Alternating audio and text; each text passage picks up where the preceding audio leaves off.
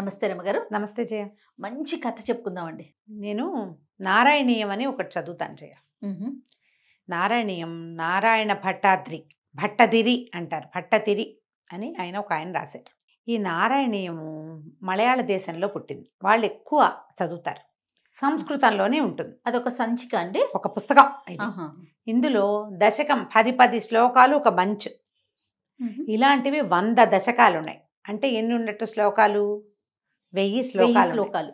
తలా పుస్తకం. కేరళ దేశంలో వెలిసి ఉన్నటువంటి గురువాయూరప్ప మీద రాయబడిన పుస్తకం.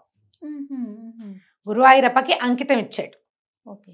అది పూర్తిగా ఏమిటంటే మా శ్రీమద్ భాగవతం తాలూకు చిన్న వెర్షన్ అనమాట అనుకుందాం. అట్లా మా భారత భాగవతంలో ఉన్న అధ్యాయాలు అవి కనపడతాయి కదా, రకరకాలు.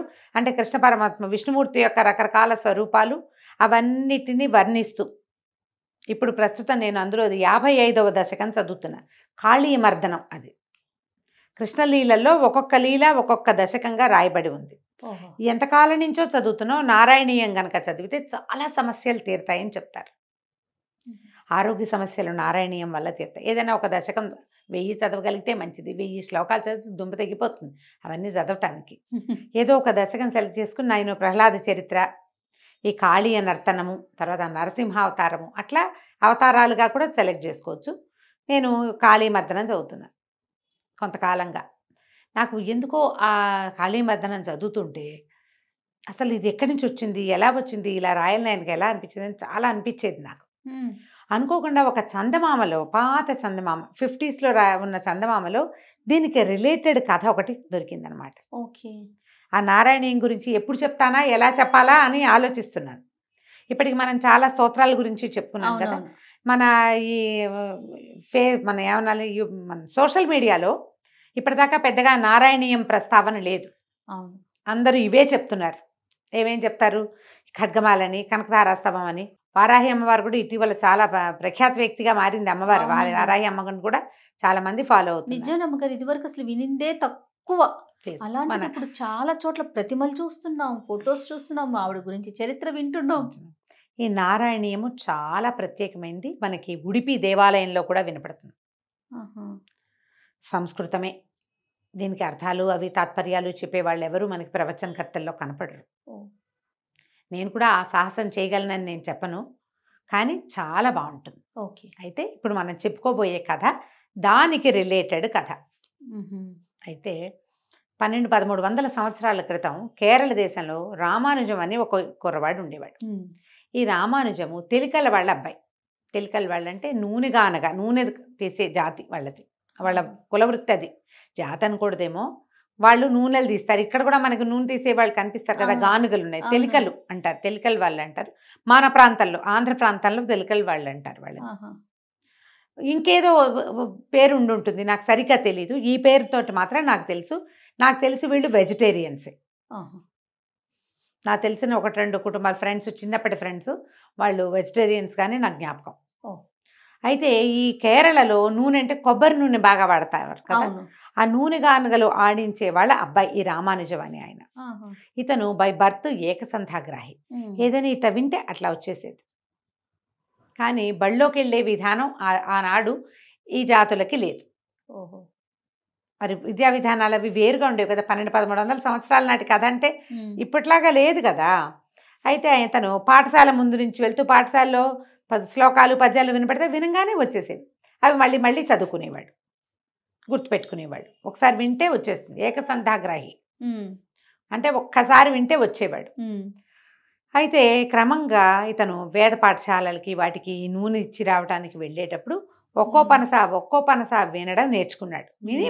వినేవాడు వచ్చేసేది. అయితే వేద పాఠశాలకు వెళ్ళినా, ఏ పండితుల ఇళ్లలోకి వెళ్ళినా వేద పనసలు అవి వినపడుతూ ఉండేవి. వింటూ ఉండేవాడు. వింటే వచ్చేస్తుంది ఇంతే. అయితే ఒకనాడు ఏమైందట, కానీ అబ్బాయికి ఏ పాఠశాల ప్రవేశము లేదు ఈ పిల్లాడికి. ఒకనాడు ఏమైంది, ఒక బ్రాహ్మణుల ఇంటికి ఇతను నూనె పట్టించి పట్టుకెళ్ళాడు. వాళ్ళు కొబ్బరి చిప్పలు అవి ఇచ్చారు, నువ్వులు అవి ఇచ్చారు. అవన్నీ పుచ్చుకొని వెళ్ళాడు. వెళ్ళేసరికల్లా ఆ పండితుడు, ఆయన ఒక చిన్న సైజు పండితుడు, పిల్లవాడికి ఏదో చెప్పిస్తున్నాడు. ఆ వేదం చదువుతున్నాడు. పనస చదువుతుంటే తప్పొచ్చేసరికల్లా విని ఆగలేకపోయాడు. తెలిసిన వాళ్ళు లెక్కలు తప్పు చేస్తుంటే కరెక్ట్ చేయరు, ఎక్కలు తప్పులు చెప్తుంటే మనము చెప్తాం, శ్లోకాలు తప్పులు చెప్తే నా బట్టి వాళ్ళకి ఒక ఉద్రేకం వస్తుంది. కాదు కాదు అక్కడ అలా అనకూడదు అనిపిస్తుంది. తెలుసు ఇతనికి. ఏం చేశాడు, ఆ అయ్యగారు అట కాదండి అని ఇట్లా అని చదివాడు. చదివేసరికల్లా ఆయన ఆశ్చర్యపోయాడు. ఆ ఇంటాయన, ఇదేమిటి ఓరి నీకెలా వచ్చురా ఇది అన్నాడు. ఏమోనండి ఇప్పుడు విన్నానండి. వింటే రావటం ఏమిట్రా, ఎక్కడ విన్నావు అంటే ఫలానా వేద పాఠశాల దగ్గర విన్నాను. మళ్ళీ చెప్పన్నాడు. మళ్ళీ చెప్పాడు. చెప్తే ఇందాకటికి ఇప్పటికీ తేడా లేదు. స్వరం అక్షరాలు ఎక్కడా తేడా రాల. అజ్జెప్పు ఇజ్జెప్పు ఇజ్జెప్పు అజ్జెప్పు అని ఎన్నో రకాలు చెప్పించుకుని విన్నాడు. విని నువ్వు ఏకసంధాగ్రాహివిరా నాయన, నువ్వు భలేవాడివి, దాదా నూనెకాయని అక్కడ పెట్టు పా అని ఆ పండిత్ సభల దగ్గరికి తీసుకుపోయాడు, వేద పాఠశాల దగ్గరికి. వీడిని వినండి, తెలకల్లి వాళ్ళ అబ్బాయి మన రామానుజం ఎంత గట్టివాడు అని చెప్పించాడు. చెప్పిస్తే అందరూ ఆశ్చర్యపోయారు. ఆ తర్వాత అతన్ని పిలిచేవాళ్ళు అన్నిటికీ. ఇంకా కొత్త కొత్తవి నేర్చుకునేవాడు. అబ్బాయికి కూడా ఏమనిపించేది, మనకు అవకాశం లభిస్తుంది కదా, అందుకని చక్కగా అన్నీ చదువుకోవాలి. మనకి రామాయణ భారత భాగవతాది ఇతిహాసాలు ఉన్నాయి, 18 పురాణాలు ఉన్నాయి, 4 వేదాలు 6 శాస్త్రాలు ఉన్నాయి. ఇవన్నీ చదువుకోవాలి, అన్నీ తెలుసుకోవాలి. ఆ అబ్బాయికి బేసిక్గా తెలివైన పిల్లలకి కొత్తవి తెలిసేసుకోవాలని ఉంటుంది, కనిపెట్టాలని కూడా ఉంటుంది. మెల్లిగా అవన్నీ చదువుకోవటం మొదలుపెట్టాడు. అతనికి ఒకటి ఒకటి ఒకటి వచ్చేస్తుంటే అసలు ఇవాళ మొదలు పెడితే రేపటి పుస్తకం అయిపోతుంది, అన్నీ వచ్చేసినాయి చిట్టీలాగా, వీడు రోబోలాగా.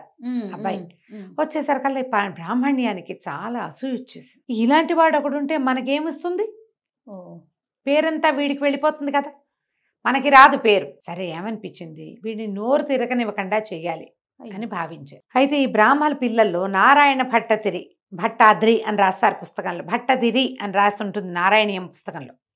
ఈ నారాయణ భట్టాద్రి అనే అతను కుర్రాడు, ఒక బ్రాహ్మణ కుర్రవాడు. అతనికి ఈ రామానుజంతో చాలా స్నేహమట. ఇతనితో కలిసి తిరిగేవాడు, ఏదైనా అర్థం చెప్పించుకునేవాడు. అతనికి 5-6 సార్లు వింటే వస్తుంది, ఈయనకు ఓసారే వింటే వచ్చేస్తుంది కదా, ఓసారి ఈయన వినమని ఇతనితోటి పాఠం చెప్పించుకునేవాడు. ఇతను వెనకాల పడి తిరిగేవాడు. సరే ఏమైంది, అతను తన పని మానుకోవాలి, కులవృత్తిగానే ఉంది, నూనె పెట్టేవాడు. ఓసారి బ్రాహ్మణ సమారాధన ఏదో జరిగినప్పుడు ఒక ప్రత్యేకంగా పాయసం తెప్పి చేయించి అందులో నోరు పడిపోయి కొంచెం వెరితనం వచ్చే రకపు మందేదో కలిపారు వాళ్ళు. కలిపి అబ్బాయి ఇది ప్రసాదం రా, బ్రాహ్మణులకే ఇస్తారు, అబ్రాహ్మణులకి ఇవ్వరు, నీ విద్య పట్ల గౌరవంతో నీకు ఇస్తున్నామంటే ఈ రామానుజం చాలా సంతోషించాడు. భగవంతుడు నాకు ఇచ్చిన అవకాశంగా భావించి ఆ ప్రసాదం నోట్లో వేసుకున్నాడు. వేసుకునేసరికల్లా కాసేపటికి మెల్లిగా అది పనిచేయటం మొదలుపెట్టింది, తల తిరిగిపోయింది, పడిపోయాడు. ఇంటికి తీసుకొచ్చారు. ఒక 2 పూటలు గడిచేసరికల్లా మాట మందగించిపోయింది. అయ్యో, ఒక రకమైన పిచ్చి ధోరణి కూడా వచ్చేసరికల్లా ఈ నారాయణ 2 రోజులు మిగిలిన వాళ్ళంతా వాళ్ళ ఇంట్లో వాడికి జబ్బు చేసింది అనుకుంటున్నారు. ఈ అబ్బాయి నారాయణ భట్టాద్రి తిరుగుతాడు కదా, ఒకరోజు జ్వరం వచ్చిందని ఊరుకున్నాడు. 2వ రోజు వెళ్ళేసరికల్లా ఇతను వాలకమే అతనికి అర్థం కాదు, ఏమిటిటా విచిత్రంగా ఉన్నాడు, ఏదైనా గాలి చేష్ట తోకిందా అదే ఇదా అని ప్రశ్నించారు. కాదు, ఇతనే పదే ఏం తిని నీకు ఇది రుగ్మత వచ్చిందని ప్రశ్నిస్తే ఎటాగోటా ప్రసాదం తిన్నానన్న సమాధానం రాబట్టాడు. తనకు అనుమానం వచ్చేసింది, ఏదో చేశారు వీళ్ళని. ఒక వైద్యుడిని తీసుకొచ్చి ఇతను ఏదో పాయసం తిన్నాడు, ఇట్లాంటి లక్షణాలు బయటపడ్డాయి, ఇంత గ్రహణ శక్తి ఉన్నవాడు మాట కూడా మాట్లాడలేకపోతున్నాడు, సమాధానం రావట్లా, మందమతిగా చూస్తున్నాడు, చేష్టలు బాగుండేది, జెస్చర్స్ అన్నీ మారిపోయినాయి, పిచ్చి వాలకం పడిపోయింది.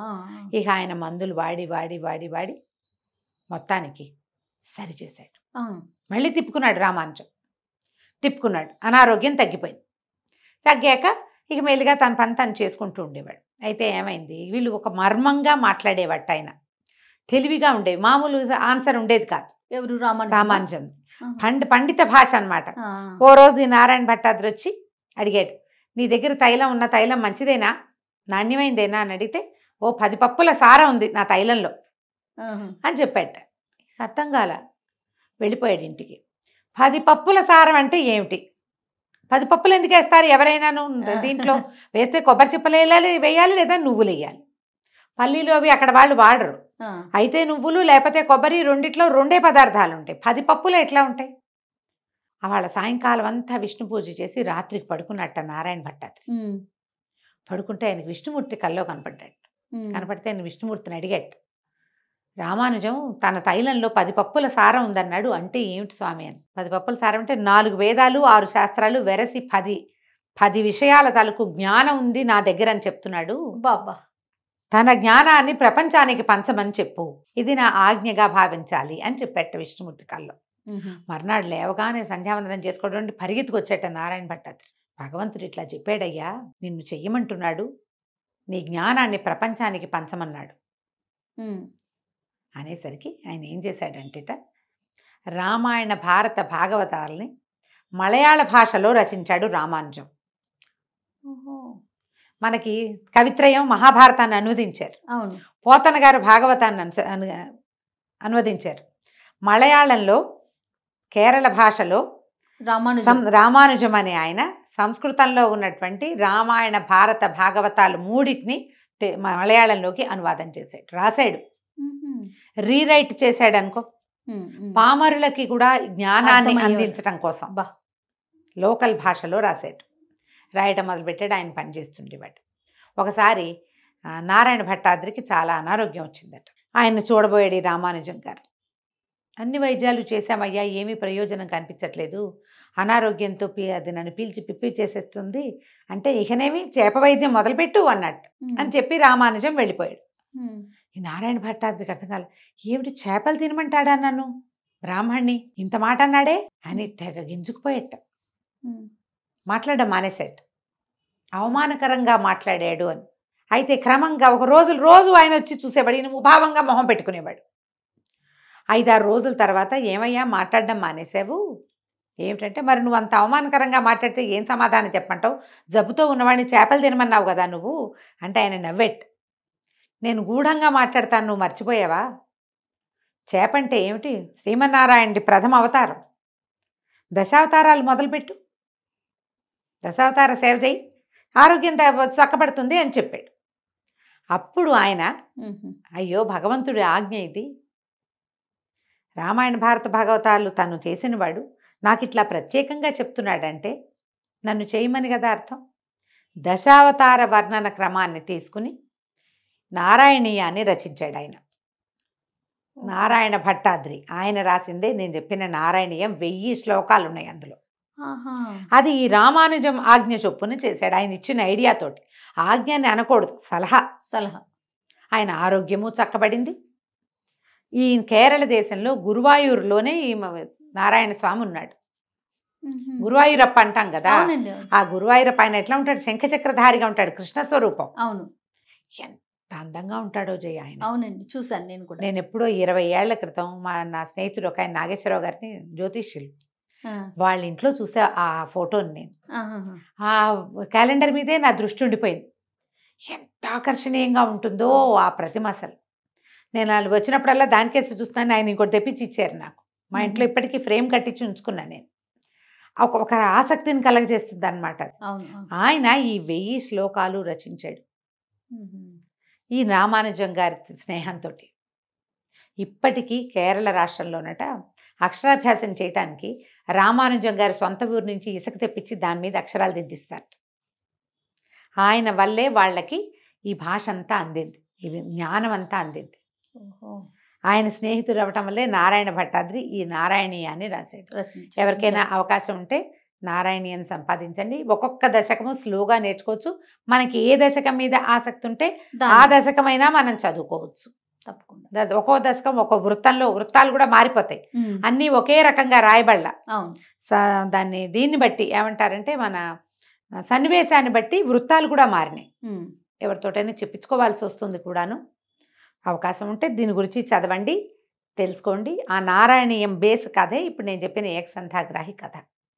బాగుంది కదా? బాగుందో, ఎంత బాగుందో. నేను ఇంకా ఆయనే రచించారేమో అనుకున్నాను. కాదు, ఆయన ఎంకరేజ్ చేసి చేశారు. నమస్తే. నమస్తే. సుమన్ టీవీలో మీ పర్సనల్ అండ్ బిజినెస్ ప్రమోషన్స్ కోసం కింది నెంబర్కి కాంటాక్ట్ చేయండి.